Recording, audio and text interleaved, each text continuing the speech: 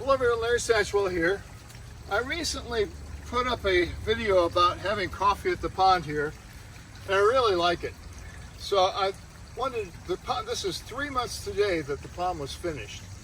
And so I want to show you what I've been doing for maintenance. I have too many fish, so the nitrates are high. The pH I'm playing with is not bad. Please forgive the sound here. They're building houses catty corner across the road here, and they've got a lot of heavy machinery, so you're going to hear the beeps of those coming back and forth. Well, let me just give you a tour here. I've got the seats that I made, and the pond is filled in. This was one water lily down here and one hyacinth at the beginning of the summer 3 months ago. May 10th was when I finished this. A friend of mine gave me fish, and that fish had babies. I really don't know how many fish are in the pond now, but I know it's too many, and that's what makes the nitrites go up. So to work on the nitrites, there's a couple of ways you can fix that. Less fish, which is probably the best option. More plants, and I really don't know how I could do any more planting here, or water change. So I'm going to do the water change, and let me show you how I do that. Back here I've got a barrel. I think it's 40 or 44 gallons that I put this spigot on, and then I painted the rim black, so it's really hard to see when you're sitting in the pond. The blocks here are kind of easy to see. I need to get something there like a hostas plant or something in front of that. I've got the hose that runs down here, and the blocks give it enough elevation that I've got some gravity feed into that. So when I want to do a water change, I've got another bucket just like that, and I put it on my little step ladder here to elevate it, so I've got some way of getting it out. And here's the shed. I love this shed. As you can see, I've got things stored up against the side of it. Some scissors here and some rakes. I really didn't know I was going to be using this shed as much as I did. And in here is the filter. Got some garden tools in here. The chemicals I use for the pond. And when I first built the pond, I used the seasonal defense. The muck defense I used over there in the water lotus, haven't put any in here. And then I've got the Instafix liquid pond cleaner. I haven't used any of that, but I got it just in case I needed it. And here's the filter. So I'll take this brick off. I use the filter pads from Lowe's. There's probably better filters to use, but they're available and they're cheap.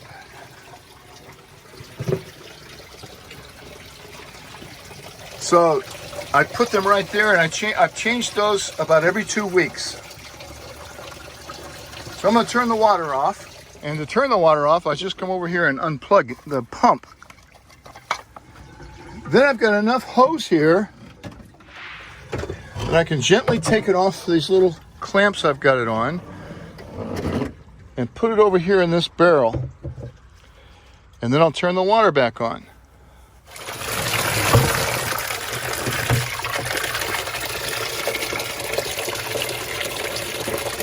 Well, I've got this upside down. I can clean this out a little bit. These actually all come off of here. So while that's filling up, this is what they look like after 2 weeks. I'm going to fold them up and I'll put them over here on the rock wall. I'm not going to scrape them or anything, just dry out. So this is a bucket of bio balls and sponges here. And then I've got a bunch of stuff down there. There's another 2 layers of lava rock in crates down there. So I'll put in 2 fresh pads. I've got fresh pads now because the other pad I was using got torn.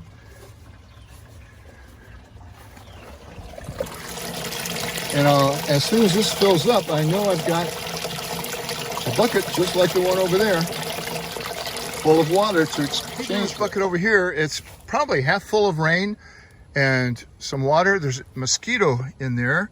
Sometimes the water gets so deep in here that the mosquitoes plant their eggs, but then the eggs hatch and they can't get out. That's why the netting's over here. Actually, a lot of mosquitoes in there. Glad they're not out here. So now if this is full, I can unplug the pump again. I can tell, I'm not sure the camera will pick it up, but that rock is normally underwater, and it's not. So far, changing out one barrel has lowered the nitrates low enough that I don't have to worry about it. So then I can go over and turn on that barrel, and it will fill back up. And there's the water filling it back up. And the advantage now is that those mosquitoes are going to be down at the bottom of the barrel. I'll put chlorinated water back in there. That should kill them off. But right now I think I'm going to take these plants out here and see if I can just tell how many fish are in here. I know it's really hard to see with the reflection in here.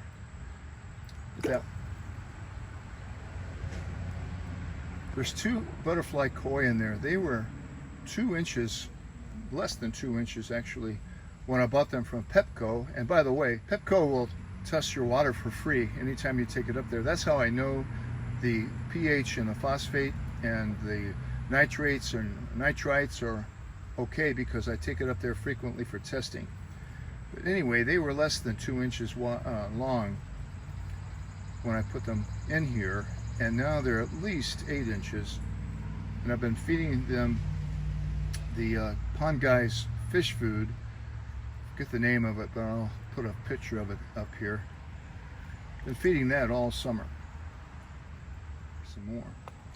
But my water has always been really clear like this.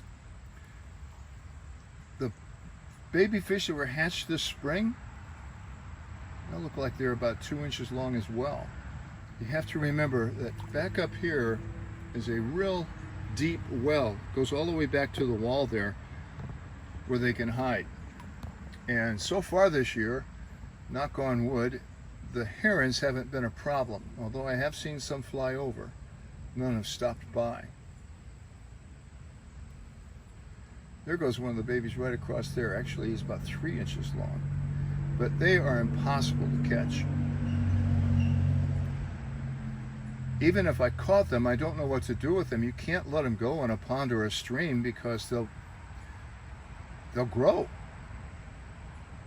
And I asked Petco if they ever had a fish adoption day, and unfortunately they don't. So this fall, when I do a cleaning, I'll probably put them up, or next spring, probably put them up on Craigslist. I'd like to get rid of them before next spring, because that's just keeping too many fish in here over winter, and I will have a fish die-off because of the pH, and it's so hard to control in the wintertime. I think you can see it. There's the white one. That white one right there was less than 2 inches when I put it in here. I could sit here way too long. I got to get back to work. So while this is filling back up, I'll replace this.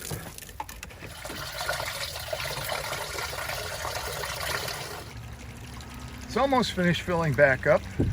The advantage to the way that I'm doing this is that the water is not chlorinated, and it's the same temperature basically as the water in the pond here, so there's no big shock to the fish.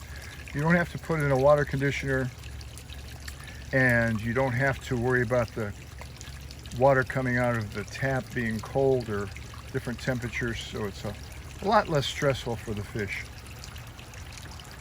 So once that hose is finished, I'll take it over and put it on the other barrel and start watering my garden. Well, it's actually the next day. I just got back from PetSmart having my water tested, and it looks fantastic. So if I can get by with changing the water out once a month and changing the pads once every 2 weeks and having that many fish, I'm really happy. And now I've got all this water, pond water, filled with nutrients that I can water the garden with. I'm going to wrap it up here. I hope you're doing well, and I hope you have a pond that you can play in. Thanks for watching.